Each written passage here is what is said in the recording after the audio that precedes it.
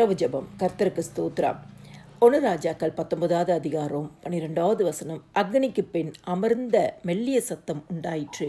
எங்களை நேசிக்கிற நல்ல இயேசுவே, நீர் கொடுத்த நல்ல வார்த்தைகளுக்காய் உமக்கு நன்றி செலுத்துகிறோம். இயேசப்பா, இந்த நாளிலும் நீர் எங்களுக்கு செய்த எல்லா ஆசீர்வாதங்களுக்காய் நன்மைகளுக்காய் உமக்கு நன்றி செலுத்துகிறோம். சுவாமி, இந்த இரவு நேரத்திலும் அறிந்தும் அறியாமலும் செய்த எந்த ஒரு பாவம் வந்தாலும் இன்னும் ஒரு விஷயம் ரத்தத்தினால கழுவி எங்களை பரிசுத்தப்படுத்துங்க. இயேசப்பா, அதிகாலை எழும்பி பாடி மகிமைப்படுத்தி வேத வசனத்தை தியானிக்க எங்களுக்கு கிருபை கொடுங்க. காலை தோறும் கிருபைகள் புதியவைகளாக இருக்கிறது.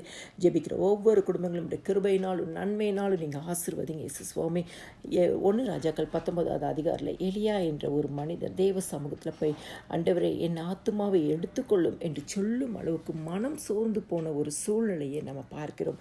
அப்பொழுது எலியாவுக்கு தேவன் சொல்கிறார், நீ வெளியே வந்து கர்த்தருக்கு முன்பாக பர்வதத்தில் நில் என்றார். ஆண்டவர் ஒரு வார்த்தையை கொடுக்கிறார். சோர்ந்து போன எலியாவுக்கிட்ட கர்த்தர் பேசுகிறார். அப்பொழுது இதோ கர்த்தர் கடந்து போனார்.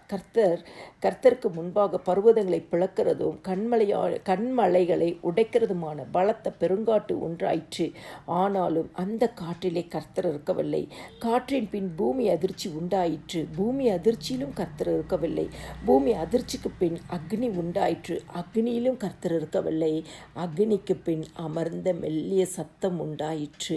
அந்த மெல்லிய சத்தத்தின் வழியாக கர்த்தர் எலியாவோடு பேசுகிறார். கிறிஸ்துக்குள் பிரியமானவர்களே, ஆண்டவருடைய சமூகத்தில் சில ஜபங்கள் கேட்கப்பட மாட்டாது.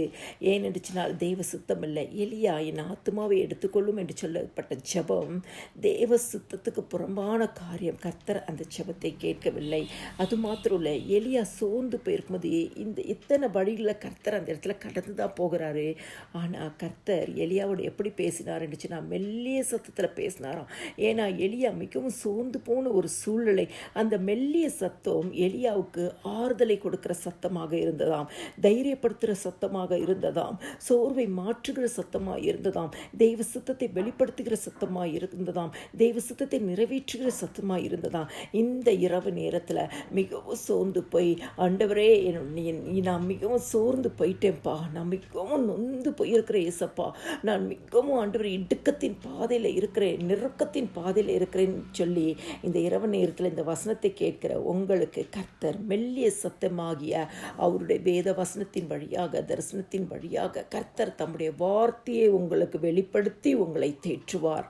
இந்த இரவு நேரத்தில் கர்த்தர் உங்களுக்கு சமாதானத்தை தருவார். எல்லா துதியும் கனமும் மகிமையும் ஸ்தோத்திரமும் என் ஆண்டவராக இயேசு கிறிஸ்து ஒருவருக்கே செலுத்துகிறேன். ஆமென்.